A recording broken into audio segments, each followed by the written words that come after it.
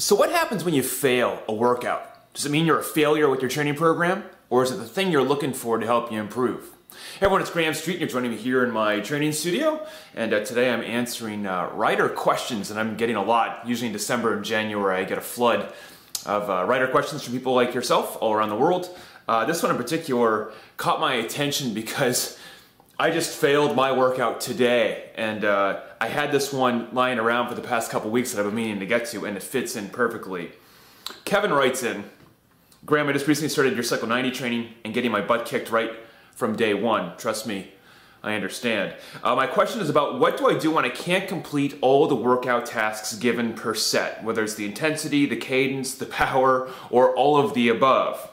I've struggled with both workouts I've done so far, especially number 3, hit 30 number 3, lightning leg agility, one of my favorites and one of my personal nemesis as well, so I understand failing at that one, Kevin.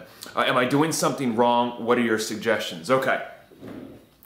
First of all, when it comes to getting stronger in anything, whether it's cycling or otherwise, putting yourself in a vulnerable state for failure is the only way that your brain and your body will learn and adapt to get better.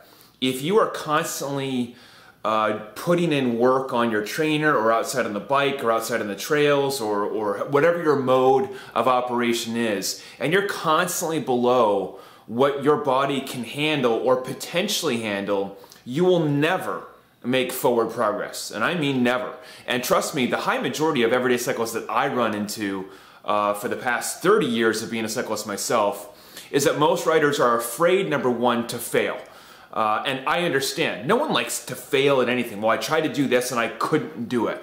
Others of us yearn for it. We're looking for that failure because the failure is the opportunity, or the window is what I like to call it, where your body has a potential to move through to a new level.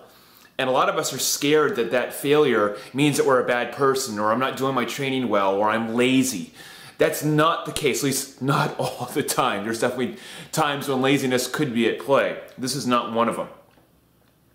Kevin and everyone else that's using CYCLO90, the original base program, which the majority of you are, or those of you that are advancing into the CYCLO90 Masters Edition that just released, keep in mind that the objective, in particular for the HIIT 30 sessions, the high intensity trainer workouts, the objective is to challenge your body in multiple different ways. So for each workout in a 30-minute time frame, I'm going to be challenging specific parameters of your fitness, whether it's zone 4 threshold work, whether it is high capacity zone 5 and zone 6 anaerobic level work, whether it's your recoverability, whether it's your body position, whether it's your climbing strength, your technique, cadence drills, leg speed drills, neuromuscular awareness or neuromuscular connecting on the bike.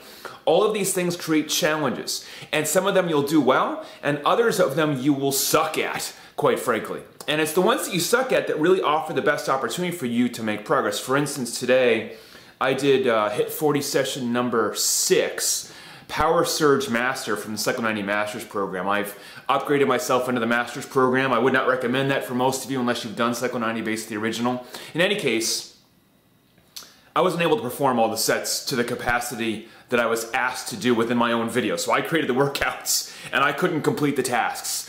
And while you're doing the workout, it's frustrating because you want to be able to do everything that I'm asking you to do. And in this case, I'm asking myself to do it. But I just didn't have the fitness to reach all of those levels. And one thing I reminded myself of when I did finally complete the workout, I almost quit at minute 15 to give you perspective that yes, I too want to quit with workouts. One of the things that I remembered is if I could just push through those weak areas, even if I can't reach the full potential of what I'm being asked to do, if I can try to find a flow between those things, it will make a breakthrough. And sure enough, when I finished, as hard as it was and as disappointed at first that I couldn't do everything in the workout, what it reminded me of is that's exactly the goal of the workout, is that if I can complete every single task given for every workout that I do, then I'm not going to get anywhere. Every now and then we have to have things in a given workout or training plan or system that forces us to a state of failure. It forces our brain and our neuromuscular system to learn and to adapt. And the cool thing is that cognitively, we try to think about these things and rationalize them and have them make sense. But the inner workings of our body is well beyond whatever science could ever comprehend. And the things that are happening when you do a HIIT session, a high intensity session, or a cyclo core workout, which challenges a lot of us, myself included, is that your body is going to learn and adapt. So to answer your question succinctly, Kevin, you're not doing anything wrong. In the first couple weeks of doing any of my CYCLO90 programs, whether it's the original base or the Masters Edition, expect that the first couple weeks is going to kick you in the ass. And if it doesn't, you're either not working at the capacity that I'm asking you to, or you are being lazy. It's one of the two. If you're getting past workout 5, workout 6, whether it's a HIIT session, a core session, an in-ride workout, and everything just seems easy, you're not working hard enough. You're not following the directions. You're not following the capacity of what I'm asking you to do. Here's some quick bullet points of what happens within a HIIT session if you can't keep with task. Top priority, as always, when it comes to a HIIT 30 session, is cadence first. I know it seems so simple. The leg speed. When I'm having you do a set, whether it's a minute long, 30 seconds long, 5 minutes long, 10 minutes long, leg speed is the top priority always. That's the centerpiece. From leg speed, we then have gear selection. Big ring in the front, 15 in the rear. I'm kind of guiding you through these things as you're working through the workout. Third thing is the intensity, zone 3, zone 3 plus, zone 4. This is all calculated, of course, by your zone 4 test before you initiate either the Masters program or the CYCLO90 base. This is going to give you the reference point. And if you're doing a workout with me and are using Trainer Road with the videos, which you can for download version, then you have on your screen as you're doing the workout the projected power and intensity for the set given. I created those power profiles to use with the videos. Today's a good example of me not being able to sustain the power that the program is asking me to do. So I then begin to work down my checklist. If I can't sustain the power, I try to sustain a strong gear. If I can't sustain a strong gear, I only focus on the leg speed. So if you actually looked at the power profile, and I have it here for you on the page today, if you looked at it and you compared it to what was supposed to happen, I came close. I came within about 85 to 90% success on the workout. And actually for December, especially for this particular workout, Power Surge Master is an ass kicker. There was multiple sets, well over 600 watts. That had to be repeated again and again.